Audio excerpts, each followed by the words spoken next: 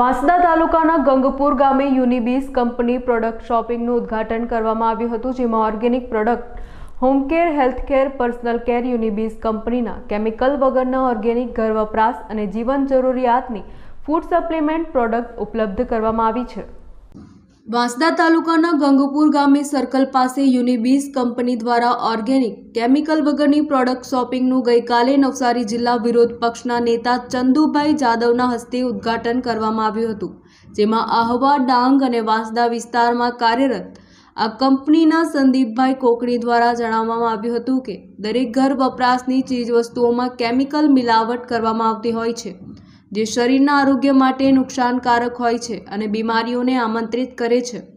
અને sugar, pressure, લકવો અને liver ખરાબી જેવી ગંભીર બીમારી